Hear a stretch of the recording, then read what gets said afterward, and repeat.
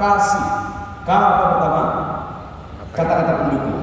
2, ada di saat yang penting. 3, S, sentuhan fisik.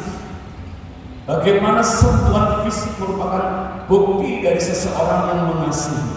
Matius pasal yang ke-9 ayat 18 sampai 26 ada satu kisah seorang wanita yang pendarahan selama 12 tahun. Coba bayangkan, pendarahan 12 tahun. Ya, ibu-ibu, para wanita, aja 5 hari udah lemes.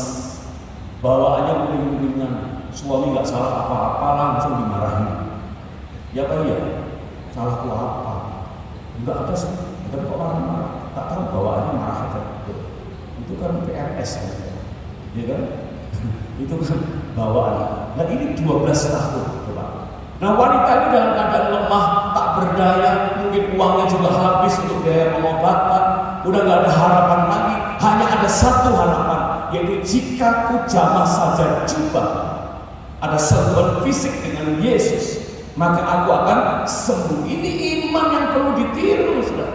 Dengan sentuhan kepada Allah, maka iman kita akan bangkit, kita akan hidup lagi. Demikian pula suami istri harus sering bersentuhan.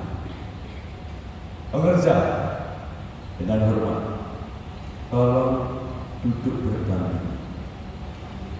Sekarang perintah dari atas harus tekan lurus. Suami istri, ayo duduk berdampingan. Ayo, mestinya bis yang menghampiri halte, bukan halte yang menghampiri bis. Ayo istri, cari suamimu di mana? Ya. Pak, ini beneran Pak? Jajar, jajar. Saya kalau adakan camp couple, saudara, setiap peserta kan sepasang disediakan kursi 3. Ini saya bocorin aja, ya. Disediakan kursi 3. Itu para peserta setelah bilang ini panitia ini baik ya. Tahu aja kita itu bawaannya banyak, terus naruh tasnya di tengah, apa-apaan, ya kan? Katanya tidak ada yang memisahkan kita. Gunung aku seberang, lautan aku daki, yang cinta balik. Tapi begitu ada tas, kenapa berseberangan?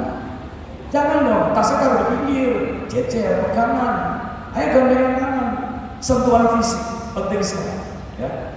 Di dalam Lukas 7 ayat 11 sampai 17, waktu Tuhan Yesus berjalan di sebuah kota, namanya kota Nain. Kata Nain itu adalah indah, jadi kota yang indah, saudara. Tetapi ternyata penduduk kota yang indah, kota Nain itu hidupnya nasibnya tidak indah. Di situ ada seorang janda yang telah ditinggal mati suaminya. Dia hanya punya satu anak laki-laki, anak tunggal itu pun juga meninggal.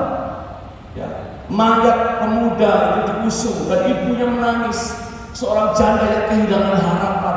Yesus melihat, timbul belas kasih. Dia mengulurkan tangan kepada mayat itu dan mayat itu hidup kembali. Coba bayangkan. Zaman itu ada hukum namanya hukum kenajisan. Seseorang tidak boleh bersentuhan dengan apa saja yang ada hubungannya dengan mayat. Ya harus dicuci, harus dilakukan banyak hal supaya tahir kembali. Ya. Nah artinya apa saudara? Yesus memberi contoh kepada kita. Dia melawan hukum tradisi. Karena begitu besar kasih Allah akan pemuda ini, maka Yesus mengulurkan tangannya ke mayat. Bayangkan, bukan benda-benda yang ada hubungan dengan mayat, tapi tangannya menyentuh mayat. Suami istri kenapa kok mengganti sentuhan? Emang pasanganmu itu mayat? Dengarkan juga betapa sentuhan fisik itu bisa membangkitkan kematian menjadi kehidupan. Suami istri, dengarkan ini ya.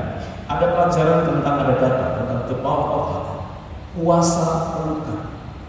Dikatakan seseorang yang sering berpelukan punya daya tahan mental yang lebih baik. Seorang anak, seorang bayi jika sering diusap, sering dipeluk, itu akan punya mental yang lebih bagus. Saya praktekkan ini. Setiap kali saya ketemu cucu, saya langsung duduk, ya, jongkok. Saya buka tangan, bigak itu, bigak.